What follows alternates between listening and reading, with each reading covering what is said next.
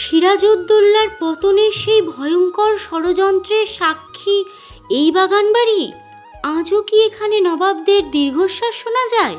চলুন দেখি মুর্শিদাবাদের রহস্যময় কাঠগোলা বাগানবাড়ি। ইতিহাসের পাতায় মোড়া এক শহর মুর্শিদাবাদ, আর এই শহরের আনাচে কানাচে লুকিয়ে আছে নবাবী আমলের কত শত গল্প।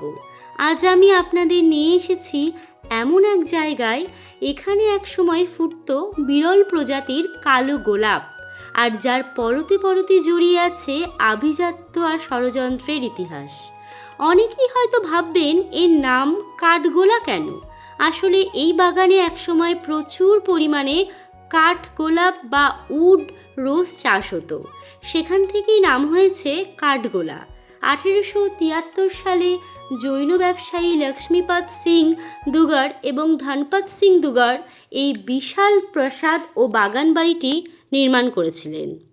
জানলে অবাক হবেন, পলাশির যুদ্ধের ঠিক 3 দিন পর এই বাগানেই বিশ্বাসঘাতক মির্জাফরের সাথে ইংরেজ প্রতিনিধি উইলিয়াম ওয়াটসের এক গোপন বৈঠক হয়েছিল।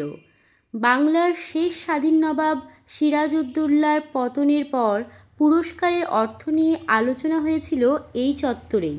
বাগানে প্রবেশ করতেই আপনার চোখে পড়বে গ্রিক ও ইউরোপীয় স্থাপত্যের মিশেলে তৈরি এক অনিন্দ্য সুন্দর প্রাসাদ। প্রাসাদের ভেতরেই আছে অমূল্য সব তৈলচিত্র, দামি আসবাবপত্র আর ঝাড় লণ্ঠন, যা আজও সেই সময়ের রাজকীয়তাকে মনে করিয়ে দেয়। একটু এগোলেই দেখা যাবে ধবধবে সাদা মার্বেল পাথরে তৈরি আদিনাথ মন্দির। 1933 সালে নির্মিত এই জৈন মন্দিরের কারুকাজ দেখার মতো। মন্দিরের ভেতরে ভগবান আদিনাথের প্রায় 900 বছরেরও পুরনো একটি শ্বেত পাথরের মূর্তি রয়েছে। এছাড়া এখানে থাকা মাইকেল অ্যাঞ্জেলোর মূর্তি এবং ভিক্টোরিয়ান আমলের পাথরের সিংহগুলো বাগানবাড়ির শ্রী বহুগুণ বাড়িয়ে দিয়েছে। কাঠগোলা বাগানবাড়ির সবচেয়ে রহস্যময় অংশ হলো এর গোপন সুড়ঙ্গ পথ। জনশ্রুতি আছে এই সুড়ঙ্গটি মিশেছিল জগৎ শেঠের বাড়ির সাথে। ব্যবসার প্রয়োজনে বা বিপদের সময় যাতায়াতের জন্য এটি ব্যবহার করা হতো। প্রাসাদের পাশে একটি বিশাল পুকুর এবং সিঁড়ি বাঁধানো বাউলি বা পাতকুয়া আছে। একসময় এই বাউলিগুলোতে রাজপরিবারের মহিলারা স্নান করতেন।